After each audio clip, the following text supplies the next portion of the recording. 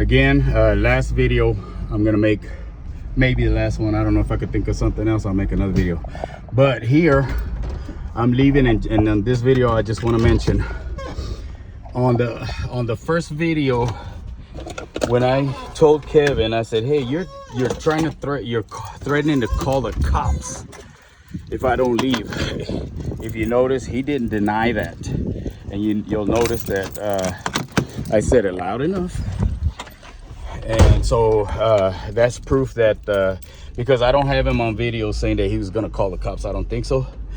I gotta review the video, but I don't remember. I don't think so. But if you guys want proof that he was trying to run me off or call the cops if I didn't leave and come back Monday, and this was without him refusing the load. This was before he refused the load. I had the only way I was gonna leave was if he refused the load. That way I can get compensation somehow. And so sorry I couldn't rework these pallets. Now it's up to Pepsi and maybe others I want to show these videos to, because like I said, I feel like I was discriminated for no reason at all. These pallets are poorly stacked by Pepsi, and I'm tired of it. I am tired of it. There was no way of me knowing that I remember this happens all the time. I remember Pepsi, I didn't like coming there, or Coca-Cola. Well, I'm not gonna say another company, but I don't like doing the drinks, the companies with drinks.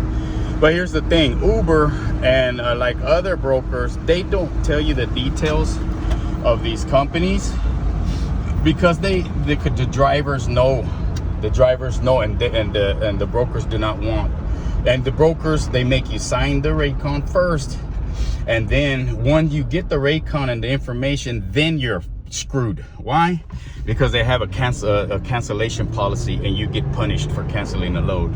So here in this load, over at Pepsi, it took them about 7 hours, around 7 hours, give or take, 7 hours to load me up.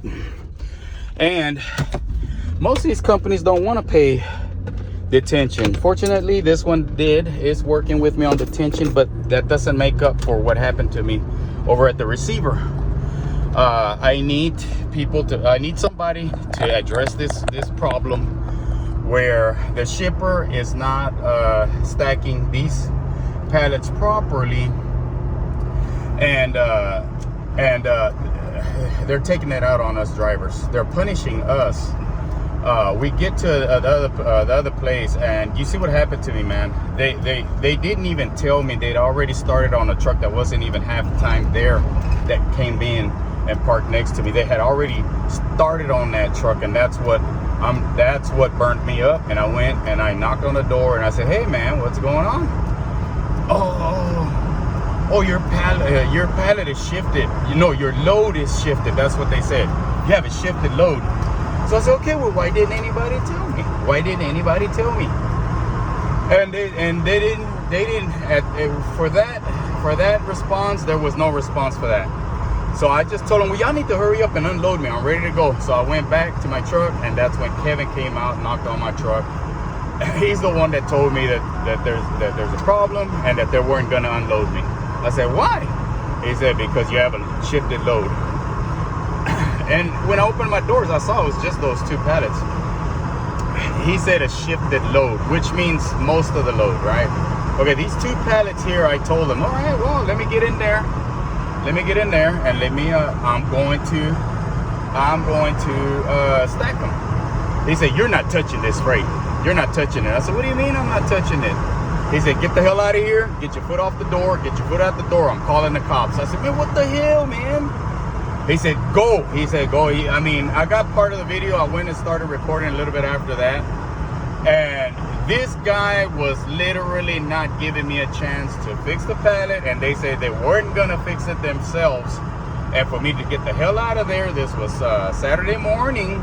My appointment time was 10. I got there at 9:30. They checked me in at 9:44 at the guard check. And all of this interaction, and when I found out they weren't gonna unload me was around 4 o'clock, I think. 4 o'clock. Around 4 o'clock in the afternoon, already in the evening.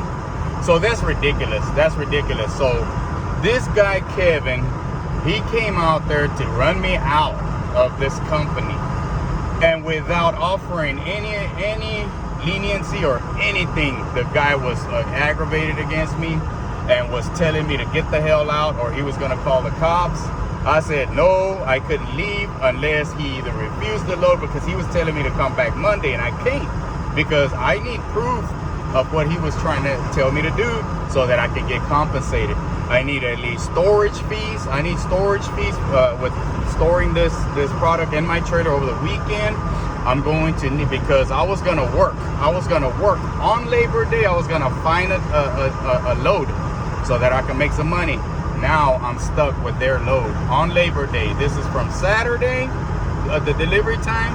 I've got it Sunday, and I have it today, which is Labor Day. That's not fair. It's not fair. I'm looking for compensation, and I'm going to tell you guys right now, if Pepsi does not stack these pallets up properly, the problem is going to persist, and it's going and us drivers are suffering out here because of that. I'm suffering as a driver. I did not want, once I knew I was going to Pepsi, I didn't want to cancel this load. I didn't want any bad points on me, but here I am suffering mentally. I am disturbed, and you can see that in my first video. But anyways, I'm heading back home. I can't do anything about this load. I'm only praying that changes are made somehow. Thank you, goodbye. My name is Moises Navarro, and this might be my last video. If not, I'll make another. It will continue until I get what I'm looking for, justice for what's happening to me. Thank you. Bye-bye.